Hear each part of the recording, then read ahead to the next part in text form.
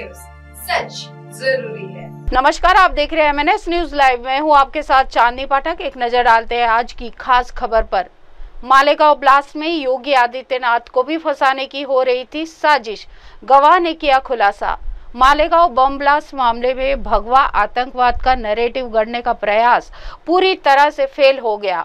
मुंबई की एक विशेष अदालत ने जब प्रज्ञा ठाकुर और कर्नल पुरोहित समेत 7 आरोपियों को बरी करने का फैसला सुनाया तो कांग्रेस में भी कई सवाल उठने लगे। विशेष अदालत ने कहा था कि अभियोजन पक्ष के दावों में कई कमियां थी और सबूतों के अभाव में आरोपियों को बरी कर दिया गया। साथ ही कोर्ट ने ATS और NIA की कार्यप्रणाली पर भी गंभीर सवाल उठाए हैं। इस मामले में कुल 39 गवाहों में से एक ने बड़ा खुलासा करते हुए बताया उस पर RSS और दक्षिणपंथी संगठनों के अन्य कई लोगों को फंसाने का भी दबाव डाला जा रहा था।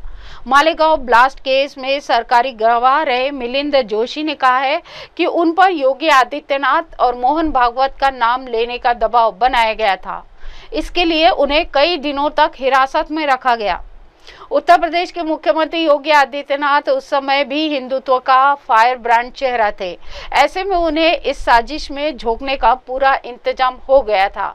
दूसरी तरफ मोहन भागवत भी RSS के शीर्ष नेताओं में थे। उनके RSS चीफ बनने की संभावना भी बढ़ गई थी। इस मामले में जांच अधिकारी रहे महबूब मुजावर ने कहा था कि केस को इस तरह प्रस्तुत किया गया था जैसे कि भगवा आतंकवाद का नैरेटिव स्थापित किया जा सके।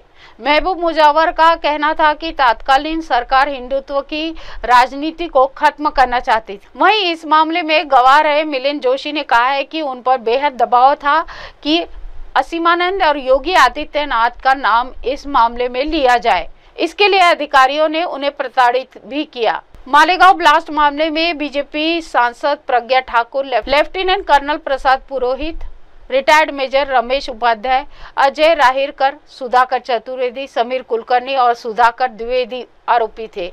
इस मामले में सभी आरोपियों को बरी करते हुए कोर्ट ने कहा कि आतंकवाद का कोई धर्म नहीं होता और कोई भी धर्म हिंसा को सही नहीं ठहराता। कोर्ट ने कहा कि इस मामले में कोई पुख्ता सबूत नहीं मिला है। सिर्फ कहानियों के आधार पर सोच बना लेना पर्याप्त नहीं है। इसके लिए ठोस सबूतों की आवश्यकता होती है जो कि जांच एजेंसियां नहीं प्रस्तुत कर पाई।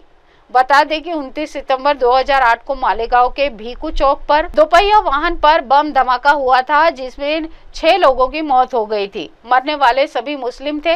इस मामले में स्थानीय पुलिस ने केस दर्ज किया था और फिर जांच ATS को सौंप दी गई थी। यहाँ एक मोटरसाइकिल मिली थी जिसके नंबर के साथ छेड़छाड़ की गई थी।